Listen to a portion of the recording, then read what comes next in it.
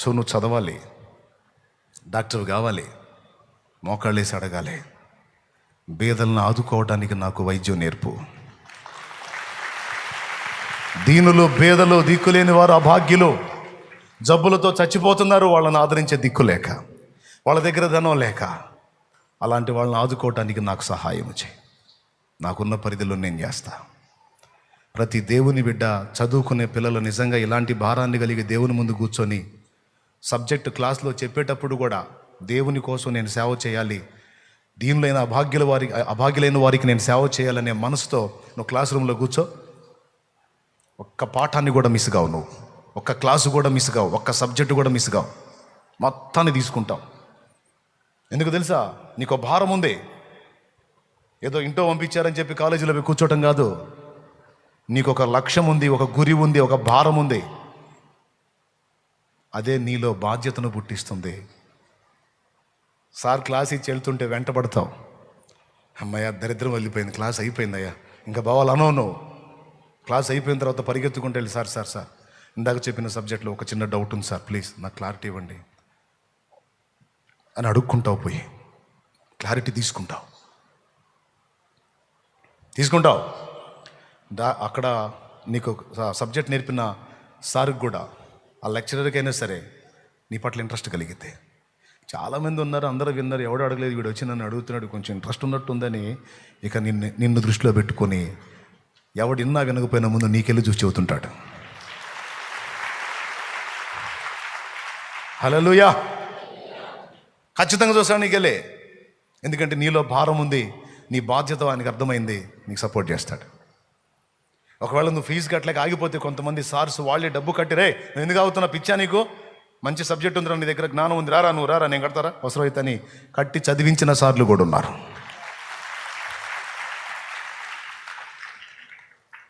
బిడ్డలారా గుర్తుపెట్టుకోండి, దేవుని బిడ్డ క్రైస్తవుడు అంటే చచ్చుదద్దమ్మ, ఒట్టి పనికి మళ్ళీ సన్యాసి అన్నట్టుగా ఉండకూడదు. వాళ్ళు దేన్ని పట్టినా సరే, ఇస్రాయేల్ అంటే చురుకు, అభినవ ఇస్రాయేలు, మనం చురుగ్గా ఉండాలి. సీరియస్గా తీసుకోండి ఈ విషయాలు. దేవుని బలిపీఠం మీద నుండి చెప్తున్నాను నేను. నువ్వు ఏ ఫీల్డ్ అయినా సరే, నువ్వు లా చదువుతున్నావా? కొంతమంది న్యాయవాదులు న్యాయంగా ఉన్నారు, కొంతమంది పైన న్యాయవాదుల కోటు ధరించారు కానీ మొత్తం అన్యాయమే.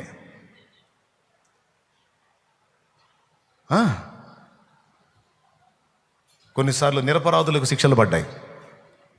నువ్వు అవ్వాలి, నువ్వు లా చదవాలి. ఎందుకంటే ఇలాంటి దుర్మార్గాల్ని కొంతైనా నువ్వు అరికట్టాలి దేవుని బిడ్డగా.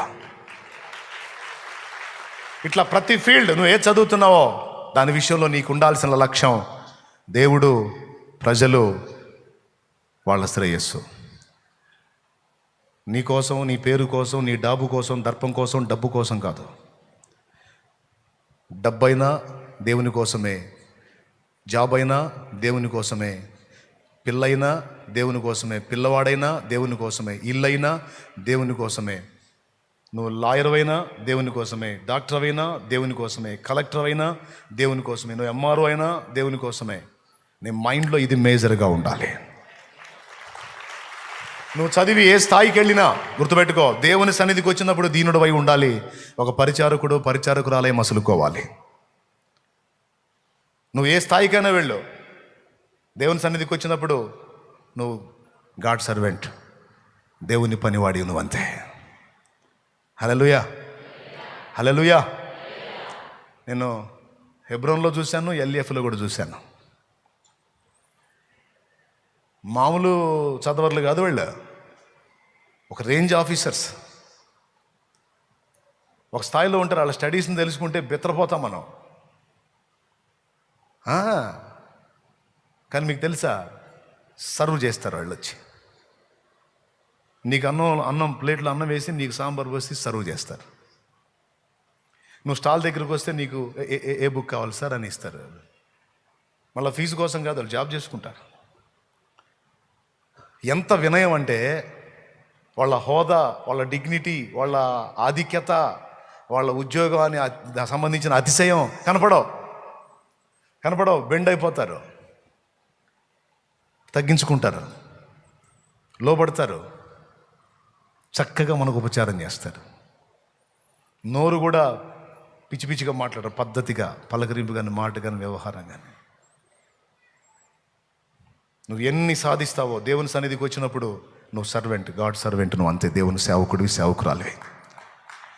సింహాసనం ఎక్కినప్పుడు నేను ఇశ్రాయేలుకు రాజునే, కానీ నా దేవుని మందసం ముందు నేను సదా ఆయన దాసుండే. ఇలాంటి మైండ్, ఇలాంటి మనసు ఎవరు కలిగి ఉంటారో వాళ్ళని ఖచ్చితంగా దేవుడు హెచ్చిస్తాడు. ఇలాంటి దీన మనసు ఎవరు కలిగి ఉంటారో వాళ్ళని ఖచ్చితంగా దేవుడు పైకెత్తుతాడు. కొంచెంలోనే ఓవర్ యాక్షన్ చేసి అతిశయించారనుకో, అబ్బో ఇది కొంచెం ఇస్తేనే మనిషిని ఆపలేకపోతున్నాను, ఇంకొంచెం ఇచ్చామంటే అది మాటిండని అర్థాలే నన్ను కూర్చో అంటాడు. ఎంతమందికి అర్థమవుతుందా ఇల్లరా?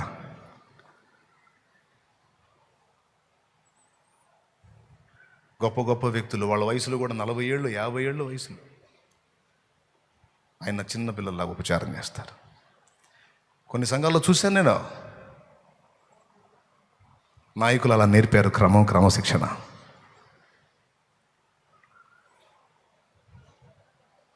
ప్రియులారా, మరి కొన్ని సంఘాల్లో కూడా చూశాను, కొన్ని సంఘాల్లో అతిశయం చూశాను, కొన్ని సంఘాల్లో తృణీకారం చూశాను, కొన్ని సంఘాల్లో దీన మనసు కలిగి ఉపచారం చేసేవాళ్ళని చూస్తే, కొన్ని సంఘాల్లో ఎవరు ఏందంట ఈ టైప్ వాళ్ళని కూడా చూశాను. కొంతమందిని ఏం చూసుకోనో నాకు అర్థం కాదు. భక్తులు ఏం నేర్పారంటే, మరీ చీప్గా ఉండవాకంటారా, కాస్త గౌరవనీయంగా ఉండండి అంటే మొత్తానికి బిగుసుకొని తయారయ్యారు కొంతమంది. కొన్ని సంఘాలు ఇట్టంటి వాళ్ళని చూశాను నేను.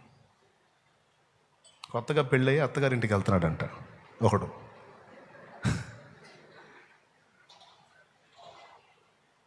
వెళ్తుంటే వాళ్ళ అమ్మా నాన్న చెప్పారంట, రే అత్తగారింటికి వెళ్తున్నాం, ఎట్ట పెడితే అట్టు కూడా కాస్త బెట్టుకుండ్రా అన్నారంట. ఎట్టుండమన్నారు? బెట్టుగా ఉండరా అంటే చీప్గా ఉండవాకరా, చులకనగా ఉండవాకరా, కాస్త పిచ్చి పిచ్చిగా మాట్లాడకుండా వాళ్ళు అడిగితే సమాధానం చెప్పు. బెట్టుగా అంటే కాస్త మౌనంగా జాగ్రత్తగా పద్ధతిగా ఉండాయా, చిల్లరగా ఉండవాకని అర్థం బెట్టు అంటే. వీడికి అర్థం కాల బెట్ అంటే. బెట్ అంటే బెగ తీసుకొని ఉంటాం అనుకున్నాడు వీడు. దేవునికి స్తోత్రం. పోయాడు, రోడ్డు మీద ఆగాడు, నీళ్ళు కొనిపోయాడు.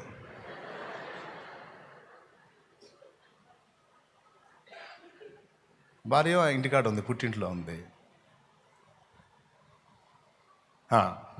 అత్తగారింటికాడ ఉంది. తన తల్లిదండ్రుల దగ్గర భార్య ఉంది. వీడే అత్తగారింటికి పోయాడు. పోయి ఆంతన వెళ్ళకూడదు, పెట్టుకుండాలి కదా, అందుకని బయట రోడ్డు మీద నిలబడి వాళ్ళు ఆశ్చర్యపోయారు. అల్లుడు వచ్చి ఇంటి ముందు నిలబడేది, బెగసకపోయాడేంది, ఏమైంది వీడికి అని వాళ్ళు డౌట్ పడి, అయ్యా అల్లుడు గారు రండి, ఏంది అక్కడే ఆగిపోయారు ఏంటంటే, ఆమెకు ముందే డౌట్ వచ్చేసింది అత్తగారికి. ఏంది అబ్బాయి ఏందో ఎప్పుడు ఆ పెళ్ళికి చాలా హుషారుగా చాలా ఫ్రీగా ఉన్నాడు, ఏందో మనిషి ఏంది బిగదేసుకుపోయాడు ఏందని పాపం ఆమె డౌట్ పడి, ఏందండి అబ్బాయికి ఏమైందంది. ఈడేం మాట్లాడు, బిగసుకుపోయి ఉన్నాడు అంటే వాడు వాళ్ళ అమ్మోళ్ళు చెప్పిన మాటని పెట్టుకుంటున్నాడు. సరే ఎట్లనో చేయి పట్టుకుని అయ్యా రాయ అంటే చిన్నంగా కదిలాడు. అయ్యా కాళ్ళు కడుక్కుంటా నీళ్ళు ఇచ్చేదా అని అందే.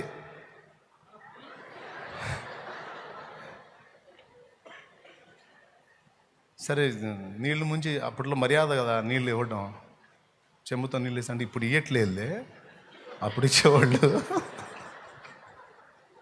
ఖచ్చితంగా ఇవ్వకపోతే అమ్మోళ్ళు దండేవాళ్ళు, మనల్ని అనుమానం లేదు. ఇంటికి ఎవరన్నా వస్తే చెంబుతో నీళ్ళు ఇవ్వాలి ముందు, ఇవ్వకపోతే పడిందే. ఇప్పుడేం పట్టించుకోవట్లా, మనం పోయినా సరే వాళ్ళు బయటికి పరిగెత్తున్నాను, వెళ్తున్నా నేను అని పోతున్నాడు. వీడు ఎవడో వచ్చాడు పాప, ఇటు సంగతి కూడా పట్టించుకోవట్లేదు. ఇప్పుడు అట్ట అయిపోయిందిలే.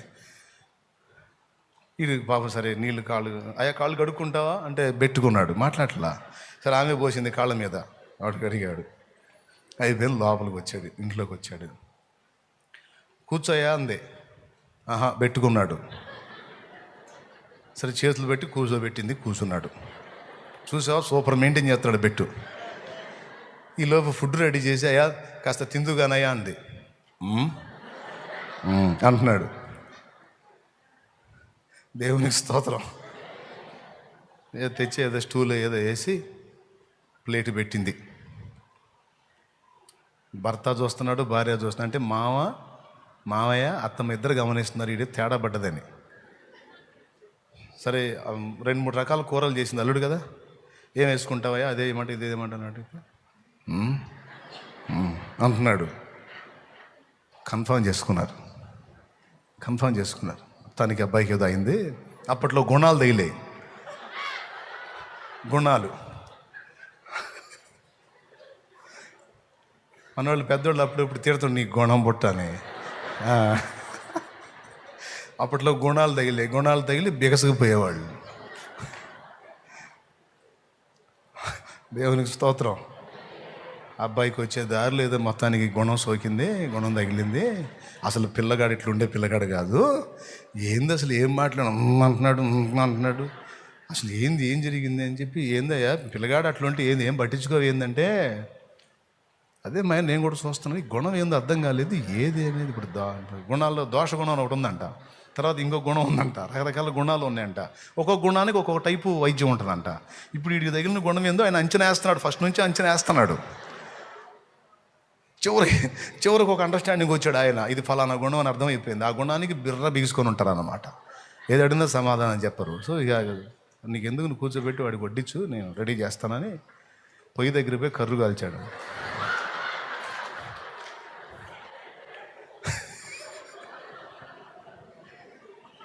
పొయ్యి దగ్గర పోయి బాగా కర్రు కాల్చి కంచం ముందు పెట్టిందిగా. తినయ్యా అంటుంటే అంటున్నాడుగా, బెట్టుగా ఉంటున్నాడు వాడు. తల ఉంచాడు పాపం, సరిగ్గా ఈ మెడ మీద పెట్టాడు ఆ వాత.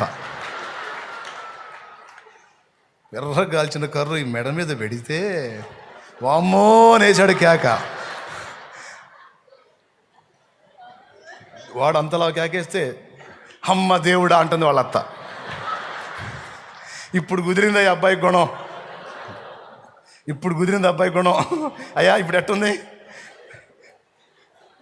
నాకు వాత పెడతారా అని మాట్లాడటం మొదలుపెట్టాడు. ఏమండి అబ్బాయి మాట్లాడుతున్నాడండి, గుణం కుదిరిందండి, బాగుపడ్డాడండి, అబ్బా మీకు భలే తెలుసండి వైద్యం అంటే. మరేమనుకుంటున్నా, ఏనంటున్నాడు. వాడికేం మాడిపోయింది ఇదంతా. దేవునికి స్తోత్రం కలుగును గాక. హల్లెలూయా. ఆ తర్వాత నాకు వాత పెడతారు, మీ అంత తెలుస్తాను అట్ట మాట్లాడుతుంటే, కాదయ్యా మరేమో అడిగితే సమాధానం చెప్పపోతుంటివి. ఏం లేదు రేకుల్లే, నాకెళ్ళి చూడండి ఇనప రేకులుగా అంతే ఉంటుంది. ఏదయ్యా నువ్వు వచ్చిన కంటే వచ్చి వాకిట్లా రోడ్డు మీద నిలబడితే విర్ర బిగుసుకొని మరి మాకు భయం కాదా, ఏంది వాళ్ళు ఏం చేయాలంటే, నేను బెట్టుగా ఉంటే నాకు వాత పెడతారా అన్నాడు. ఏందయ్యా అంది. నేను మీ ఇంటికి వచ్చేటప్పుడు మా అమ్మ మా నాన్న చెప్పారు, అత్తగారింటికి వెళ్తున్నా బెట్టుగా ఉండరు అన్నాడు. నేను బెట్టుకున్నా, నా గుణం తగిలిదని వాత పెడతారు అన్నాడు. ఓరే పిచ్చోడా, ఒకటి తిక్కలోలాగున్నాను. బెట్టుగా ఉండటం అంటే ఏదో గుణం తగిలిన వాళ్ళగా బిగుసుకోవటం కాదురా.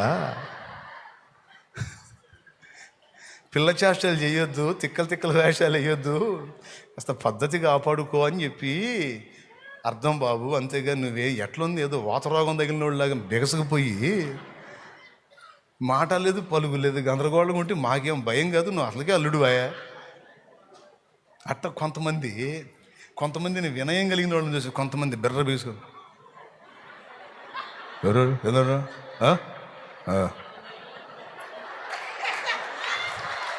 ఎవరు నాయనా,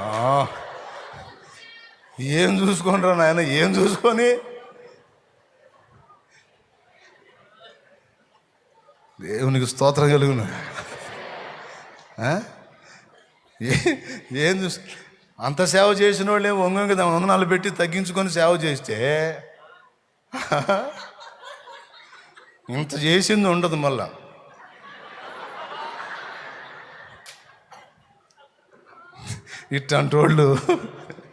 ఇట్టంటోళ్ళుగా మీరు ఉండదు.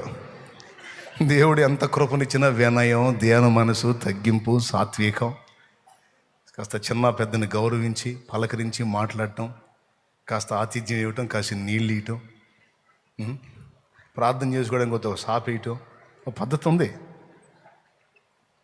ఏముండదో చేయాలి. నువ్వెంత హోదాలోకి వెళ్ళినా, నువ్వు సేవకుడివైనా, సీనియర్ సేవకుడివైనా, జూనియర్ సేవకుడివైనా, నువ్వు జాబ్ హోల్డర్ అయినా, నువ్వు ధన సంపన్నతలు కలిగిన వ్యక్తివైనా, నువ్వు అగ్ర కులం అని చెప్పబడిన వ్యక్తివైనా, ఆ కులం కుళ్ళు ఎడబనికి రాదు, ధనబలం ఎడబనికి రాదు, నీ హై పదవి ఇక్కడ బనికి రాదు. దేవుని సన్నిధిలో మనందరం ఆయన దాసులం,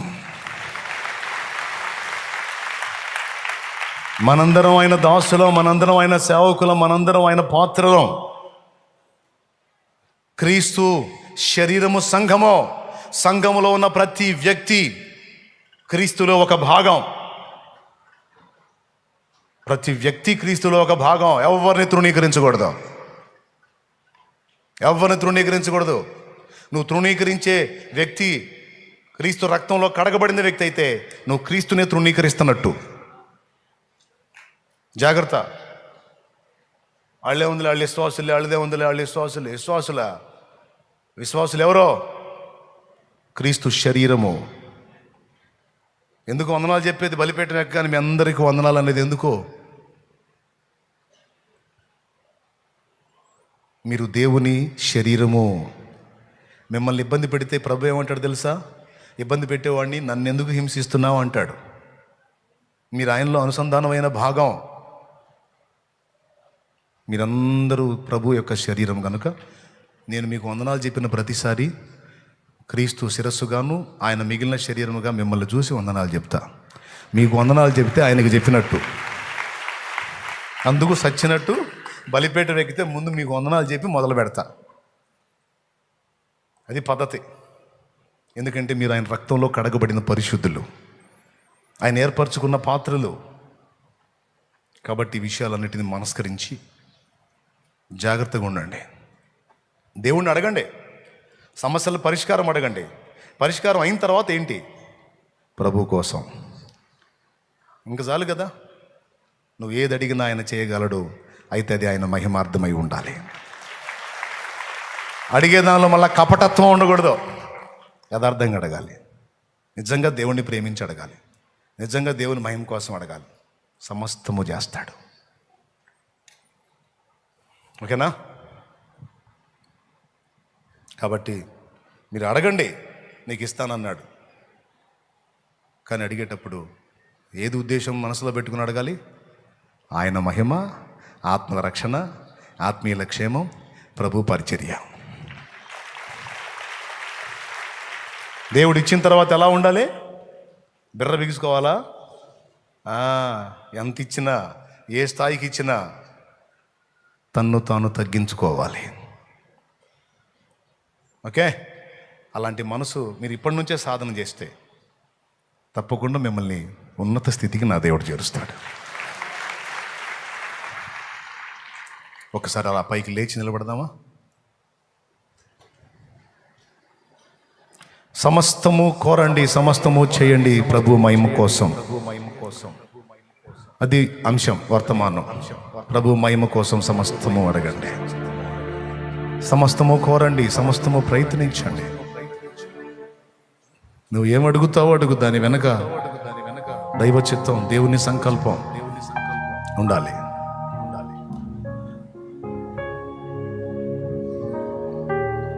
నువ్వు కడగబడ్డావు, నువ్వు దేవుని సంఘం, క్రీస్తు శరీరమును.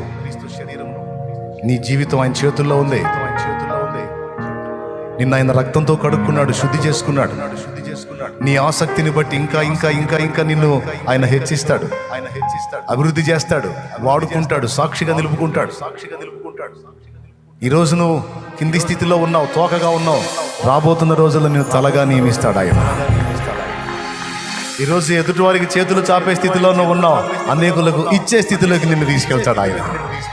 ఆయన అన్యాయస్తుడు కాదో, ఆయన సత్యవంతుడు.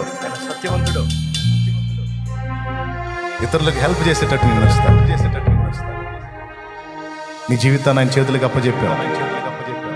ఇంకా ఎవరైనా మీ జీవితాలు ఆయన చేతికి అప్పగించకపోతే, ఇంకా మీ హృదయంలోకి యేసు ప్రభును ఆహ్వానించకపోతే, ఈరోజు మంచి టైం. నీ హృదయ తలుపులు తెరచి యేసుని స్వాగతించి, నీ జన్మ కర్మ పాపములు కడగబడి నిమిత్తం మారు మనసు పొంది పాప క్షమాపణ నిమిత్తమై బాప్తిస్మం పొంది యేసు ప్రభు శరీరములో చేర్చబడో త్వరలో రాబోతున్నాడు. ఆయన మహిమ కొరకు జీవించు.